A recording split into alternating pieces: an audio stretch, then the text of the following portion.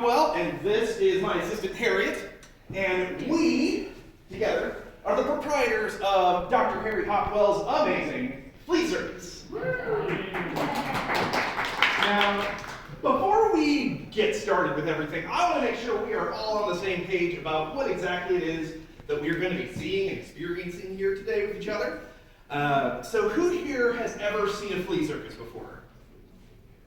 Really? Well, on Looney Tunes. On Looney Tunes, all right. Well, let me tell you a little bit about our flea circus. So, flea circuses have a very long history. They go all the way back into the Renaissance, the Italian Renaissance, when jewelers were trying to out-impress each other by making ever tinier and more detailed objects.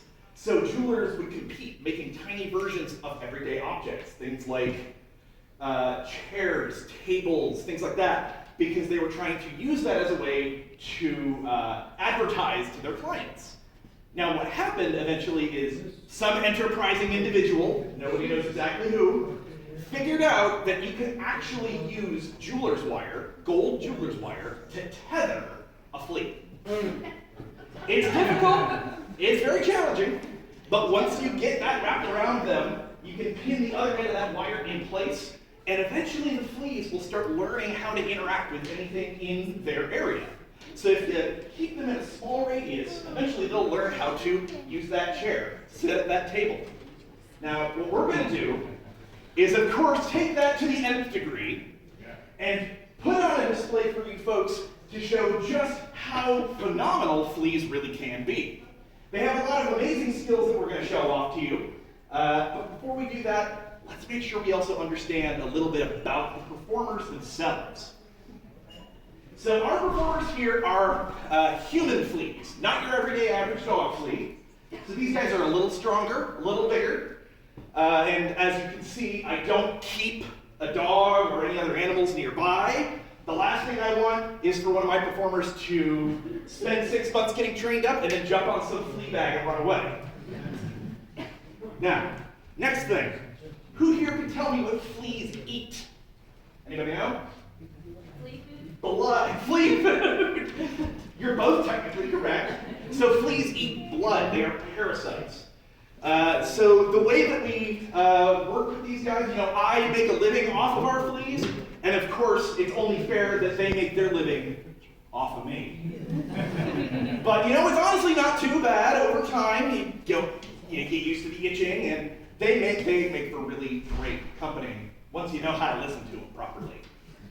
I need one volunteer before we start. How about you, youngster, since you're right in the front? You'll be able to sit right where you were, but I'm going to give you a very good responsibility. This is what I call my showstopper.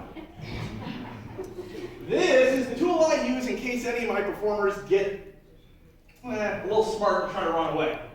So what this is basically average fly swatter. So if you see any performers creeping off the edge of that table, all you need to do, smack them. You want to be the showstopper? All right. I believe we are just about ready to get this circus started. So we will do it with the time-honored American tradition of utilizing our national anthem as sung by our American Flea Choir. I'm going to get a choir down here. The choir master's already on the bandstand. So I ask everybody rise. If you have a hat, remove your hat for the singing of our national anthem.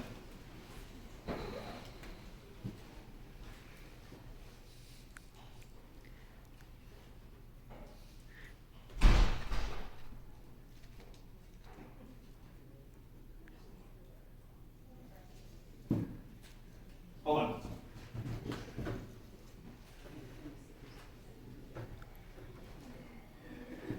He's working on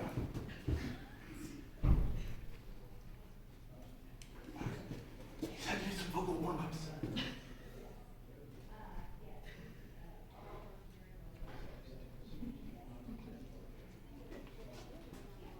Oh, he's almost done.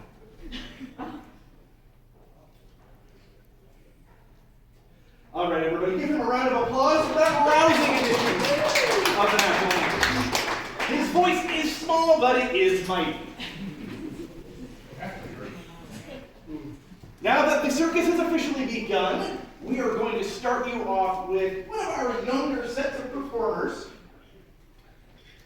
I have two fleas, a pair of brothers, young Hans and young Franz, and we've been teaching these two to drive a tiny little flea-sized chariot. Now, what I will say about these two is that they do not always get along, as brothers often don't, so do bear that in mind. What I'm going to do here is I'm going to place the chariot down here into the ring, and then I'm going to get our performers out. So just give me 1 second.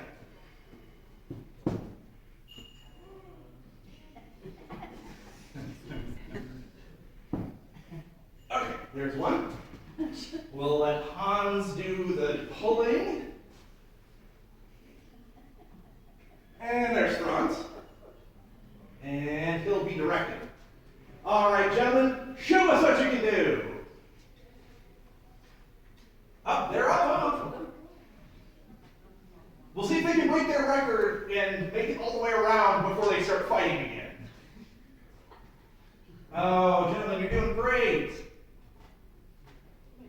Oh, yeah, Jim. No, that's backwards.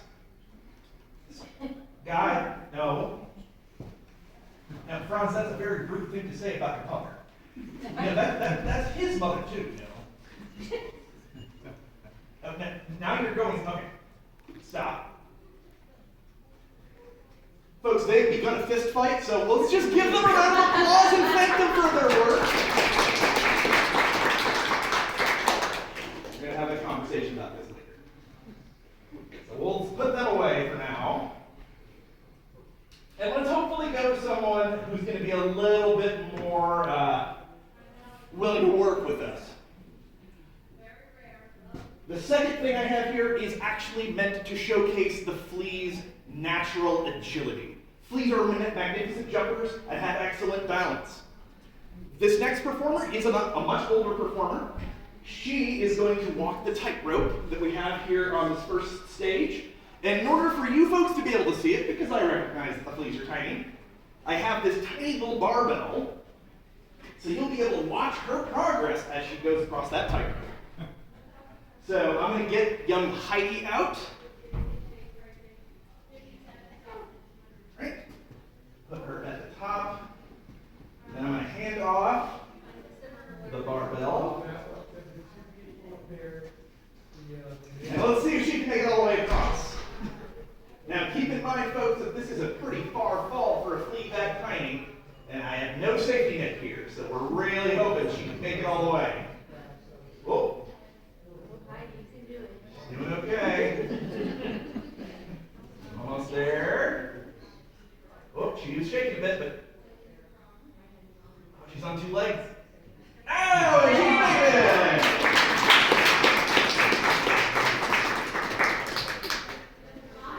Great job, Heidi. All right. Now, the last trick we have here for on this stage is actually a strongman act. So fleas, as we've just shown, are extraordinarily agile, but they are also remarkably strong for their size. A tiny flea, which you can almost not see with the naked eye, has the strength to not only lift, but carry an ordinary matchstick. Which doesn't seem like much, but that would be like this gentleman right here picking up a telephone pole and carrying it around the street. I'm sure you could. So what I'm going to do is get the next performer out. This is Gregory. He is our strongest flea out of the current batch. He's probably got about another 3 months left in him before he needs to retire. So let's go ahead and get him out of the mustache. Oh, sorry. There it is. Put him down in here. I hand him off the matchstick. Okay, he's got it. Now let's see how far around he can make it. Oh, he's on the move. He's balancing it on 1 leg right now. That's real present.